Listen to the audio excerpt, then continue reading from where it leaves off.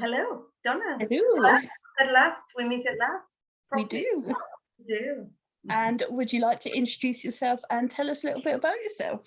Hello, my name is Marrisse Whittaker. I write psychological crime thrillers. I've only been a writer for less than a year. I've had 3 books published, all since May last year. The Magpie was the first one, The Devil's Line, the second one, and this last week, The Mad Hatter Murders. My background is in television and films. I was first a makeup artist for many years, so I'll be chopping heads off there as well. So still doing crime quite often. And then a scriptwriter for television, and also ran a television production company with my husband. So I've been making up stories like for all my life, but I've never written any. I've written scripts for TV, but never written a novel. And it's such a different world. I have to think like a closed world. It's like the secret world of novel writing. And lots of people think, oh, well, if you've written for television, it's been dead easy. Just come over and write a few books. But no, I have to start from scratch. And how these ones came about was I picked up a leaflet from my local library, which was advertising a crime writing competition called the Lindisfarne Prize for debut crime fiction. And you probably know Newcastle Noir run it, and I live in Northumberland. And I just put it in my pocket, and then we went on holiday to the Canary Islands. And the COVID lockdown started 2 weeks earlier in Spain than it started here in England. And so we couldn't leave the hotel. And then I got the leaflet out, and I thought, well, here's the time to try writing the novel. And I wrote it and got it in on the last day. I was able to get it in, and I didn't win it. I was runner-up. I wasn't the winner of the Lindisfarne Prize. But there's a funny story to do with that, actually. That has just happened in the past few days. I didn't win it. I was runner-up, but I finished the novel and started pushing it around to publishers. And as I'm sure you know, a lot of them don't even answer you. They just don't want it. It's like, don't expect to hear from us. We so don't want it. And I have to say that would never happen in television. I was quite surprised and shocked. It seemed a very rude world and a very closed world that if you're not in it, you're really outside of it. Anyway, I persevered, and Bloodhound Books took me on and offered me a contract. So that was a dream come true. And then when we were talking, as I was still in shock, Betsy Raveley, who runs Bloodhound, she said, it sounds like it could be a series. Would you like to do book deal? So I said yes. And then because I'm used to writing television scripts and there's a very quick turnaround on them, we agreed to do 2. And she said, would you like a rest after the second one? I was like, no problem. And so we put in the dates. And once you've got your deadlines for your different edits and things, and of course I'd never been to a copy edit in my life before. I'd been through the process that scripts go through, which is a similar thing, I suppose, much more verbal because you're face to face with people. And so it began. And so before I knew it, I was writing 3 stories, editing 2 of them when I was doing the next one. So it's so I haven't seen anyone for a year. The house is a mess. Nothing's got done except writing, but it's been a really exciting journey. So I've just finished this 3rd one, so it's the last in that series, and I'm starting a spin-off series now. So that's me. I'm ashamed to say I haven't read any of your books yet. But I think you've got quite a lot of books to get through. But I'm going to be sending you one this week. I think you've got to read it now. You can't not. Okay. On camera, I will read your book. Yeah, I promise. Dark thrillers. They're very dark psychological thrillers. They're very much on the noir end of the scale. But there's also some dark humor, and there's a romance that runs all the way through as well. That's right up my street anyway. But the thing that has always drawn me to your books, and that they've been on my radar since probably you first came, is your covers. Without question, they're the coolest covers. Oh, fantastic. Well, the Mad Hatter one, I really love that. And I think when I was talking last night to this audience of people who might like to write books but haven't quite managed it yet, we were talking about covers. And what I didn't know, I suppose you don't think of these things until you're writing, is that a lot of authors don't get any choice in their book covers at all. They have no say in it whatsoever. But with my publisher, you do. Obviously, you've got a limited amount of control of your cover. And you've got to accept that they know a lot more about these things that you do from the selling point of view. But in my first book, it features a teddy bear and very much part of the story. And I based it on my teddy bear, which has got one eye. It's blue, it's not brown. And so when I was asked what I might like for my cover, I was like, blue. I said I really would like a teddy bear. What I didn't want, it's called the magpie, and I didn't want a magpie on it. I thought not a season cover with a magpie on the front, anything but. And I quite like this teddy because it plays such a big part in the story. And so I sent a photo of my raddled little filthy blue teddy with one eye and a hole in his stomach. And from that, the designer made the cover, which wasn't at all what before I'd ever written a book. I don't think I would have thought that was the cover, but you know, now it is, and I love it. The second one, The Devil's Line, was quite interesting because the first cover I asked for it to be changed because, as I say, they're very action-packed and scary stories, and I wasn't sure that the picture on the cover conveyed that. And I said it's got to be scary, and I shouldn't have said the next thing. This clown comes staring at me, this terrifying clown, and a lot of people said they were quite frightened by it, and that was an interesting thing because some people have really got a thing about clowns, and they won't touch a clown. There's an author, one of my publisher's authors, and they've got a book coming out, and there's a brilliant design on the front, but it's got a huge spider on. And before they finalized the design, they put it out to all of us authors and said, just checking, would anybody not pick this book up? And most of us went, oh my God, no way. Because you think the spider was so brilliant, it looked like it was going to run up your arm. So I think they've changed it. And we're going, what about cockroach? These silly conversations you end up having about your books. But yes, that one, I mean, there isn't a clown in the book, but it was just to convey that there was somebody scary who seemed like child friendly. Yeah, so it's interesting, the book covers. And I love the one now. The only thing about the one now is I think people can think that it's pretty and romantic, but again, it's still a gritty story, albeit gone a bit mad because it takes place on a film set, which is very colourful. In the story, the actors are filming one of Lewis Carroll's stories. So we have murders all around the film set involving Alice in Wonderland characters.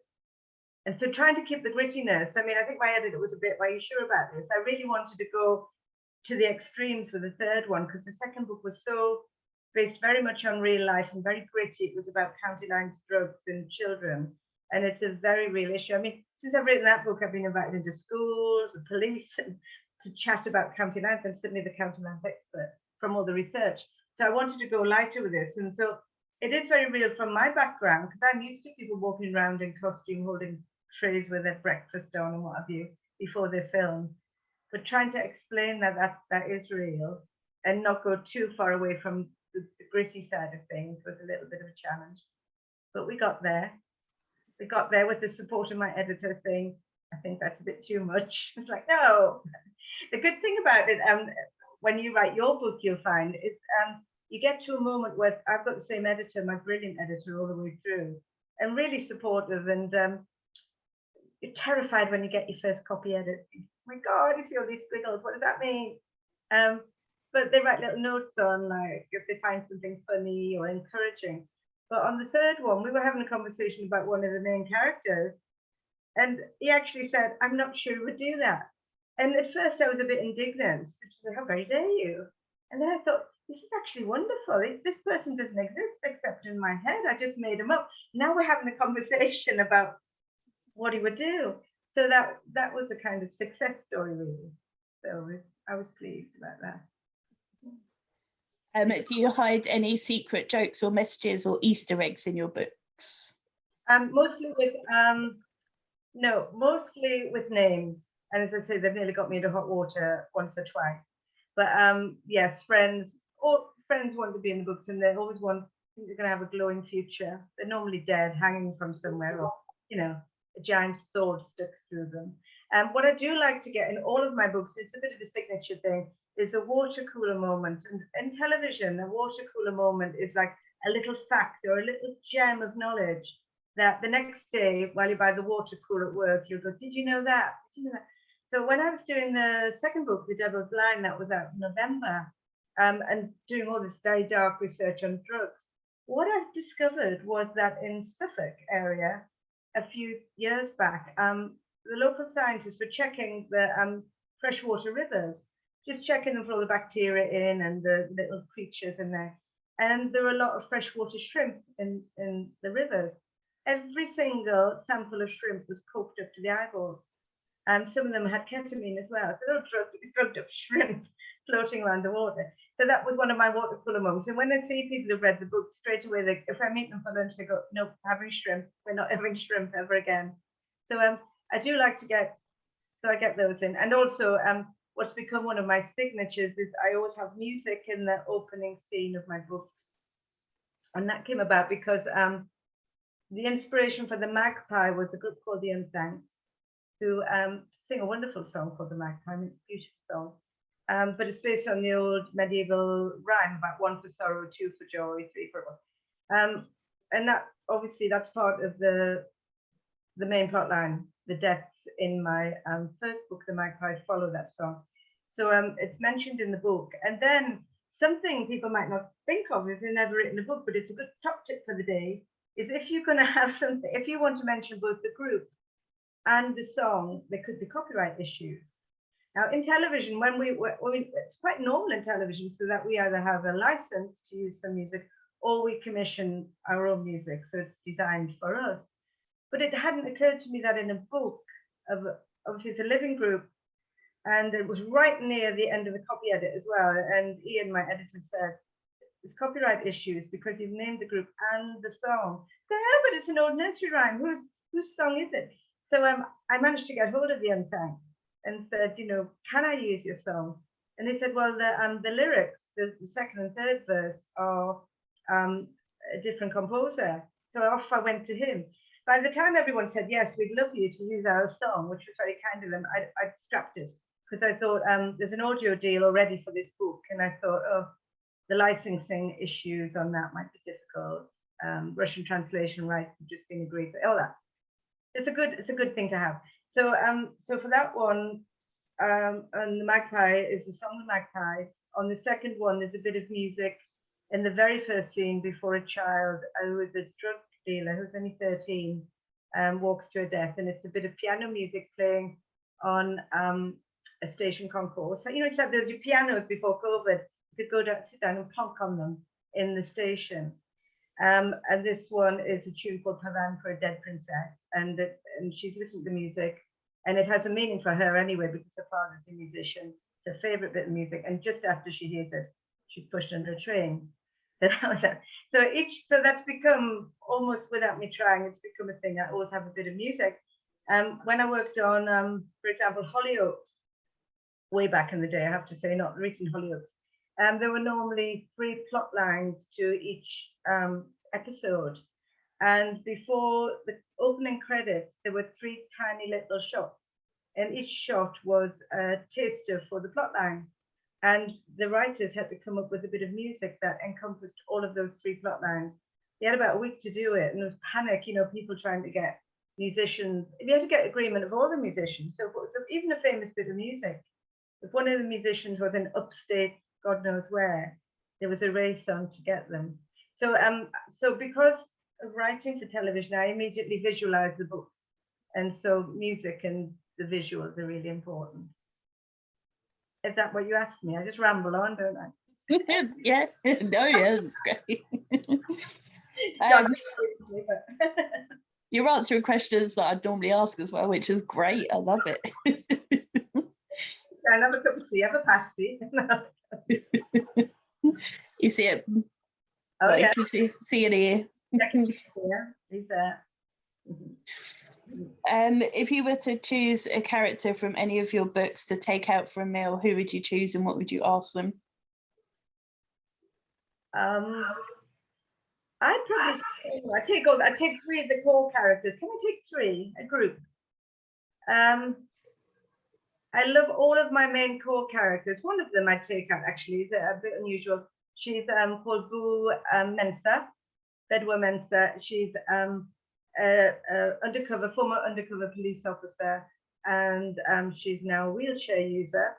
And I chose her because my brother was born with cerebral palsy, so he's always been in a wheelchair. And it kind of aggravates me slightly that whenever you see people who are have a so-called disability that are the saints or this, Tiny Tim characters. She's a very feisty character and very witty, but she's always taken off the side, like my brother, sides of skirting boards with the metal on a wheelchair. And if she's in trouble, she takes up a footrest. We've all injured with footrests in our family because a footrest on a wheelchair can really like break your ankle. So that comes in handy sometimes. So yeah, I think I'd like to go out for a drink with her. And what would I ask her?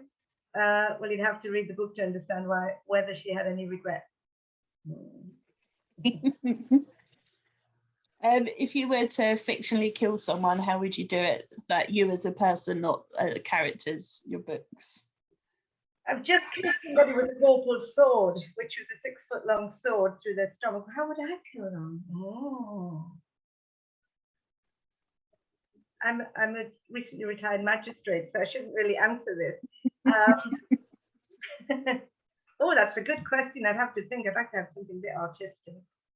I might kill them with Greg's pasties, Danny. You know how you can eat too many of them. Could quite overdose on them.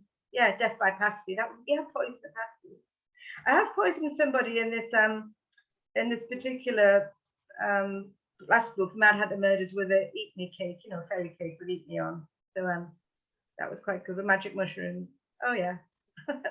I've tried them all. I know what I'd probably use in real life.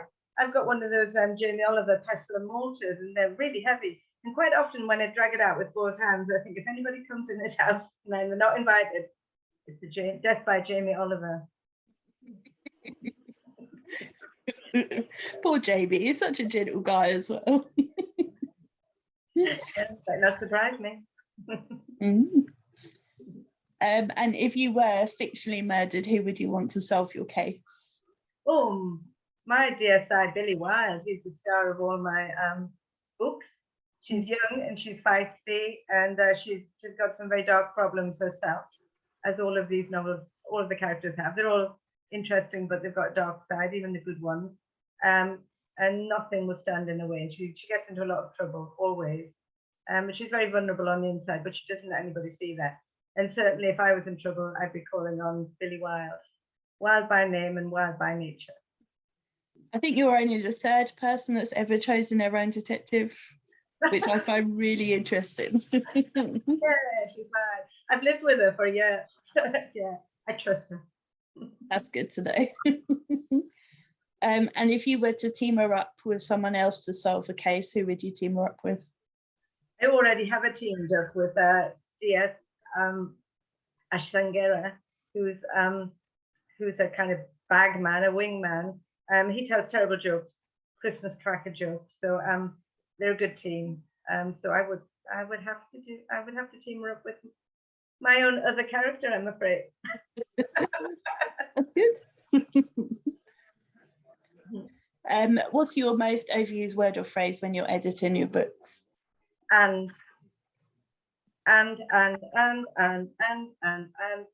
all the time. And it's amazing how often you can repeat the same word in a paragraph. Your brain must just get into this kind of gear. And we were talking about it the other day, some of us authors on a different interview, how often we pick on a character name and we just use it all the time as though we've never thought of it before. Mine was Lola, until my editor pointed out in every single book I've tried to call somebody Lola, and once in the same book twice. It's like, hey, here's a good name, Lola. Never thought of that before. I don't even know anybody called Lola. I can't imagine how that came into my head, but it won't get out. Like Lola. Yeah, so fantastic. I mean, you couldn't live without your editors. And I would certainly say if anybody's watching this who are self-published authors who haven't actually gone ahead and published yet, and my hat off to them. I don't know how they do it. I'm really in awe of self-published authors. Always get a copy editor to go through your work beforehand, because even if you think it's perfect, even when the copy editor thinks it's perfect and the proof editor's checked it, on my last one, a second proof editor just before the digital the digital thing was done, suddenly one little word popped up, and it wasn't necessarily wrong, but they said, would you just like to double check you want this? And I didn't. So I think people are quite frightened about the editors until you've come across them, because again, it's a secret word, isn't it? You don't know what's going to happen. You think they're going to tell you off badly, and you're going to be really embarrassed. I hadn't let anybody see any of my work, so the editor was the first one, and the fact that they were chatting about my characters was like, oh my god, they believe them. But yes, rely on them because they spot things you couldn't dream of. I mean, my editor, we even have a conversation because the main characters lives in the village of Almath where I live, and it was a historical fact that clearly I knew. I live in the village, but the editors even check that to make sure you're certain you've got your facts right. So I was astonished at how much work they do, and really grateful to them. I might not always sound like I'm grateful to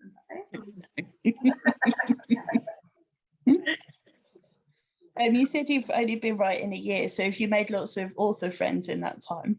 Yes, that's been the most surprising thing about the writing process once you've been published. When you haven't been published, it's, as I say, there's like metal doors all the way around that nobody can get into. And also you think it's quite a scary world. It's a bit highbrow. Like the world of television, people talk normally and, they're a bit daft.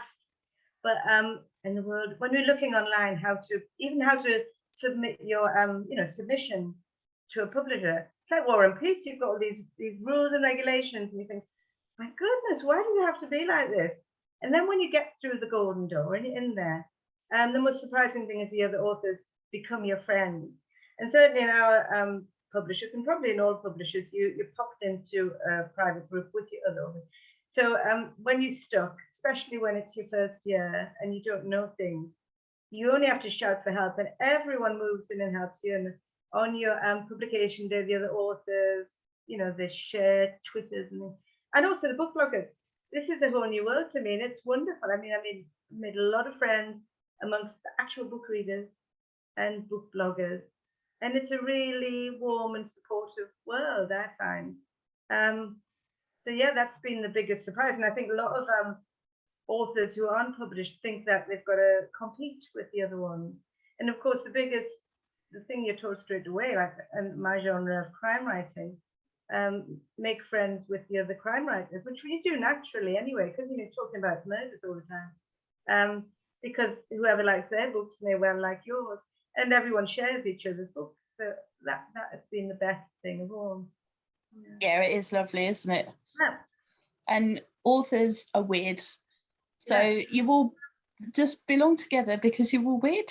It's completely mad, and the thing is, suddenly it's all right to be mad because your madness, your eccentricities make you have your unique take on things, which is the essence of what people need in books. And somebody was asking last night, how do I write one? What do I do? And I said, just write your book the way you want to write it. Don't try and do it the way anyone tells you, because then you've taken away the very essence of what is going to get you published, really. Your oddness, your unique madness. It's the author widows I feel sorry for, the husbands and wives left behind that have to put up with it. A man who was a leading television producer. He pops his head in the door at the minute and he brings me biscuits and tea. He's like my pet slave. It's anything from shops. And I'm kind of slumped over the computer writing. More tea, more tea. Yes, you do feel sorry for them. People just go, do you want to go for a walk? Can't. I've got a deadline. What? Yeah. Yeah, and of course, we're not socialized so well because we're just in a darkened room gibbering away to ourselves all day long. And people, I have to say, just do something to your head after year. I think I've killed 21 people this year. So you need a break. I'm having a little, I've asked to have a little gap before the next one is published, just so I can become slightly normalized again. And are you planning on going to any of the festivals this year? I haven't planned to go to any of the main ones, possibly because of COVID. Just don't know what's going to happen. But I'm going to be interviewed in a festival in Richmond in Yorkshire in September, which is really interesting. It's called the Walking and Book Festival, and it takes place in the beautiful town of Richmond in Yorkshire. And the person who asked me to do it is a former television presenter who from the northeast of England. And years ago, in between cutting off heads for films and things, I'd go into the local studio where I also met my husband. Actually, he was coming in for makeup for a television performance. She was a newsreader, and so I'd do her makeup. We'd have gossip every night when I was there. And she's she's asked to interview me for on the Richmond Book Festival.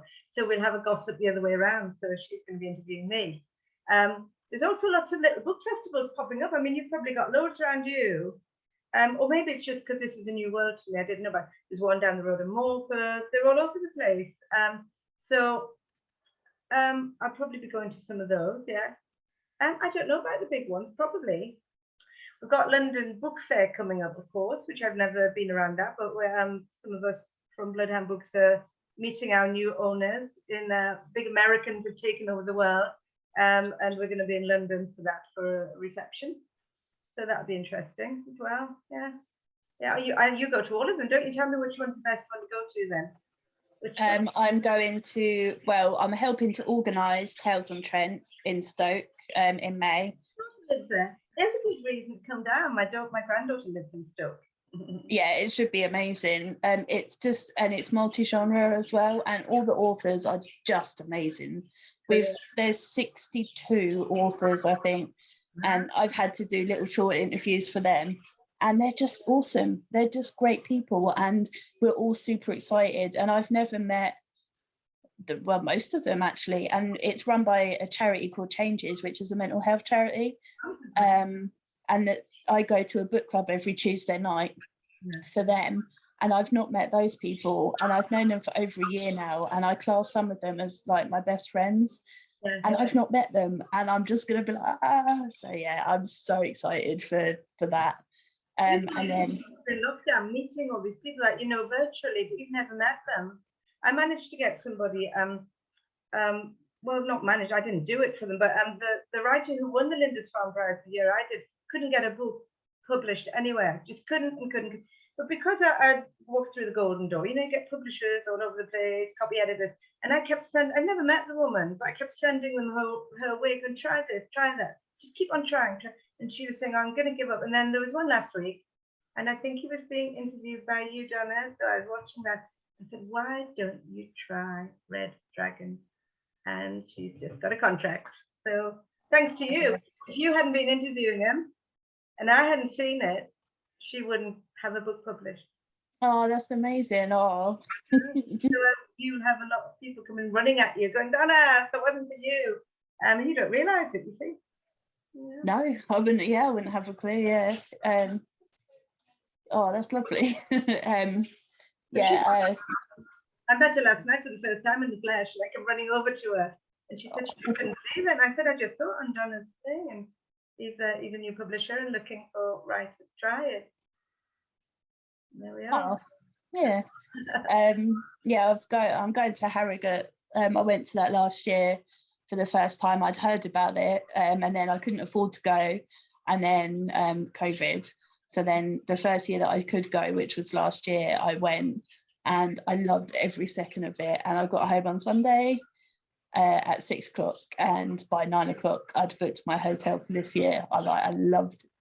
And I think you've heard of Linda Checkley. I think you sent her. I met her for the first time and ended up spending a weekend mostly with her at Harrogate, and it was just awesome. That's all your bloggers, very important people to us, authors, and almost kind of more famous than the authors, really. But you just don't realise it because everyone knows you. You might not know them all, but they're all looking at you. Excellent. Listen, I might come to Harrogate. It's not that far from me, really, because I'm in Northumberland. Yeah, it is incredible. And like I said, someone said that I'd know all the authors because I do these interviews, and there's just people walk past and like, is that an author? I'm like, I don't know. And I was looking at someone in the distance thinking, I recognise him. I really recognise him. Why do I know him? It was Simon Koenig. I've read his book since the very beginning. I love his books. Didn't click at all. Yeah. And that's what hacks with author on. My name is, so you know who they are. That's what the thing. You're inside their books, really, aren't you? You're not looking at faces much. So yeah, we said we're going to have a book next year with author photo and their name, so that we can quickly have a look and go, oh, that's that person. But then you've all got bloody pseudonyms and stuff. Oh, like Steve Mosby. I met Steve Mosby, and I didn't really. Well, I knew, I think, just before that he's Alex North.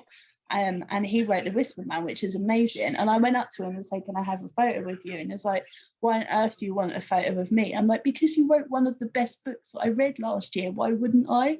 But he was so humble. It was so sweet. Well, it would be authors are really, when they hear that, it's just unbelievable, because it is an odd thing making things up in your head and first showing other people, so that you're worried that people go, you're absolutely off your mind, they're going to drag you away somewhere. And that other people have read it and made sense of it to begin with.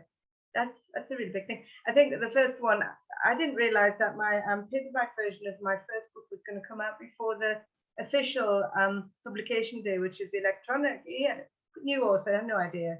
So what happened was people had got the paperback and were showing up on Facebook. And I think I had a few tears. I was like, oh, my baby, it's gone walkabout around the world. I mean, it was turning up all over the place. And that is a magic moment. And people only have to say a few nice words. I think if readers realized how much reviews mean to authors, just not even long reviews, just a few little words, you think, oh, somebody's taking the time. Yeah. Yeah. I know, it's, yeah, I never used to, because I've read since I was old enough to, but since I became properly involved, and now I review everything. Absolutely, make sure. Find out how needy we all are. Yeah. Some needy people who live in a room, darkened room all year. You're quivering, insecure little wrecks that need constant reassurance. Even the big authors, even if they pretend. Yeah. They've all got imposter syndrome. We were having a chat about that amongst a few authors, and every single one of them. Nobody said, no, I think I'm brilliant. Everyone suffered from imposter syndrome and couldn't believe that somebody wasn't going to find them out very soon. Yeah, the last festival I went to last year was Bloody Scotland, which I'm going to again this year because, why not? And Scotland. In Alma, so your train will come up past me in Alma. Yeah. And they had Linwood Barclay talking to Stephen King. Right. And even Stephen King said, every time I send a book off to my editor, I'm scared that he's going to send it back and say, what the hell is this? What is this rubbish? Yes, no, I mean, 60 odd books, 40 of which have been turned into films and TV. And even Stephen King's like, every time, oh my God. So, isn't it? You must have to be like that to be an author. Insecure. Yeah, maybe that's mad though. I couldn't get my head around that. Mm-hmm. And then him and Linwood Barclay started comparing toilet stories of their times in trailer parks, and it was just bizarre. So it's a very strange experience, but awesome. Everyone's mad who's an author, so that would happen. Yeah. The first one you're going to, which is your first festival this year? First is Tales of Train in May. That's the main one.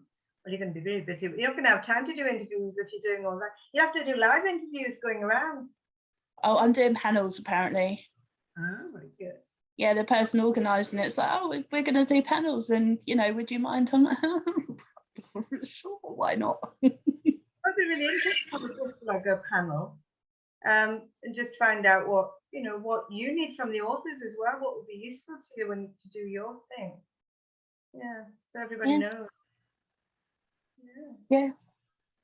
Terrifying. Considering I do this, but that's different because that's in person. So be fine. No idea. You're good on Zoom. You can do Zoom. You can do it in person, can't you? I think it's hard, and I work in television, but I don't like doing Zoom at all. I mean, this might be the second Zoom thing I've ever done, actually. But yeah, so you'll be fine. It'll have to be now, won't I? I've agreed. It's all sorted. So yeah. It's a big thing to organise, so isn't it? With that many writers, trying to keep control of them. Yeah, the waiting list was just as long, or if not longer, for people that wanted to come. It was very much spur of the moment, sort of. Oh, we're thinking of organising, book festival and stuff, and then it's just gone nuts. Absolutely gone nuts. Maybe it's because we've been reading or something, or whether it's just that we're in that world that we think everybody's reading. But yeah, as I say, there's lots of small festivals popping up in this area for the first time, and they're immediately maybe sold out, which is good. Yeah, I don't think there's many around here unless I just don't know about them. I live in Bedfordshire. Yeah. And Well, most of my author friends are up north, and not just a little bit up north, like way up north. Very annoying. It's so far away. I'm living in Scotland. Just over the border from Scotland, so yeah. But we didn't have many here, and apart from Newcastle Noir, which is Newcastle 30 miles south. But even in little towns nearby, like Morpeth, which is a market town, it's the first time they've had their book festival. Trevor Wood's talking there, lovely Trevor Wood. So pop down and see him. And yeah, so that'd be good. I think I'm doing it next year. They left me. So there's a new world. Entered a new world. I think 3 times I've tried to meet Trevor.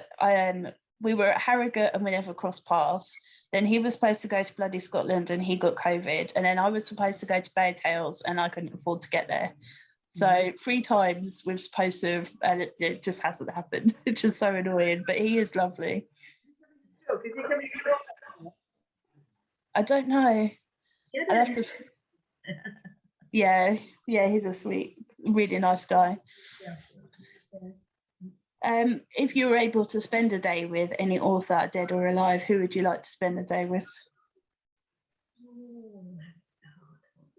Funnily enough, I spent some time with an author, Val McDermott, who she lived in the same village as me in Almouth. So I've spent time with her, not a whole day really, but she used to walk along the beach thinking of murder. You be careful not to cross her when she's a murderess. And now I walk on the same beach thinking of murder.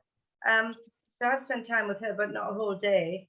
I have some friends who are authors, so I'd like to spend with them. But I think some of the new authors that I've met, like Nathan J. Moss and Kerry Beavers, and a lot of the gang that I've met, the Bloodhound gang, they're real good laughs. So I'd like to spend time with them. Rather, it doesn't matter if they're big names or not. Yeah. What do you like to do when you're not writing? We do a lot of walking. We drive around the street. We live right near the beach and also in the deepest countryside. So we do a lot of walking, a lot of eating, going out. I mean, obviously since COVID, you can't do anything, and traveling. We normally travel, and we're soon. We're going abroad again at last. But traveling a lot.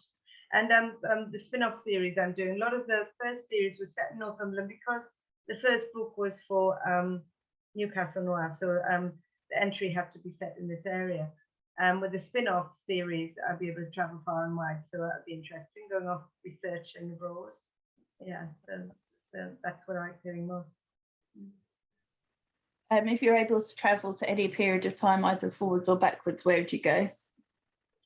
I think I quite like the Victorian era. Yeah, probably Victorian England. Yeah, England in Victorian times. Not sure about in the future. Mind you, when you look at 1984, we're past that now, aren't we? So far past it. So we're in the future, if you read that book at the time. Yeah, I've got a sort of affinity with Victorian things. So yeah, sometime in Victoriana, if I was rich, perhaps. Yeah, that is the caveat, isn't it? You have to be rich if you go back. So yeah. Otherwise you'd be in for an awful time.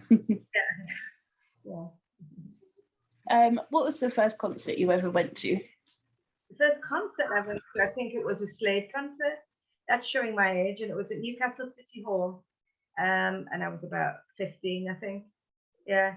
So it was in the 70s, and it was all that sort of thing. So yeah, that was my first concert.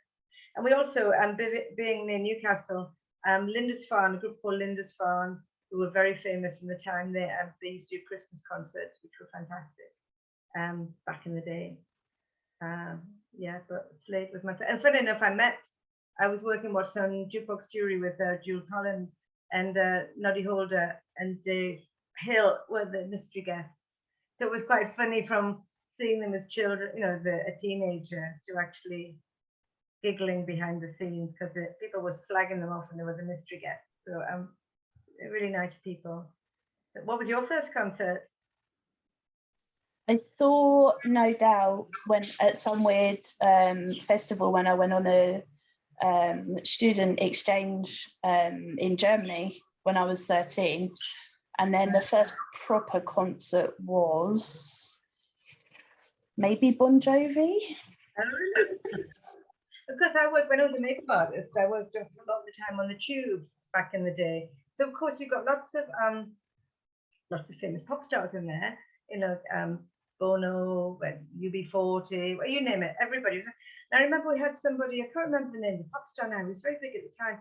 And girls were even trying to smuggle themselves into the studio because this fellow was like, you know, the hero of the time. And I had this small, spotty, I do remember his name, but I'm not going to say it now, small, spotty young man on my seat. And I said, well, doing his makeup. And I said, well, I don't even know who he is. And he went, I'm so and so and so and so. I thought, my God, smuggling himself in the laundry basket for you, dear. But that was quite good fun because when we did the tube at Newcastle County Television Studios, the pub next door was very famous for the Egypt Cottage, and all the groups would fall out the studio and go next door to the only pub. And so it was one of those weird times where there's such a mix of groups. And although I looked punk at the time, I had very white hair with pink and blue in because I was younger. I like classical music, so I didn't know who anybody was. So I was trying to match them up by what we're wearing and things. That was quite funny. It's quite a privilege to do all that, I suppose. Yeah, I was born. So, yeah. And I was just make up stories and I rule the world. Yeah. I know, I'm gutted. I was born in '83, so I miss so many legends of music, and I'm gutted. Like, I'd love to go back and be a teenager and see some of the massive bands and stuff with the '80s. Yeah, you could come. I can have my life. I know when we used to do the tube there was also a children's program called the Roxy that was midweek at Hankey's Television. It was very much a place for pop and music because Malcolm Gerry, who's been a headmaster locally, he came and produced the tube and went on and ran Endemol. And I think his son Ross, who worked for us for a bit, Bono's his godfather and what have you. But anyway, on the children's program, the Roxy, you had the same big bands. They're like #1 that week in the charts, but the kids would see them. And a lot of the big groups, they preferred the kids show because the kids were so open. They go, oh, you're crap, or you know, oh, we like you. And there was no pretense or anything. The kids just told it how it wasn't. And these kids had such an opportunity coming from local schools. They came in on the bus, and it was like a little mini tube. So they saw all the and of course it was a time in the early 80s and 70s where there's lots of color and glam, and they all wear makeup and what have you. Yeah, so that was fun. It's a shame you can't come back to my world, but it makes you a lot younger. So that's good.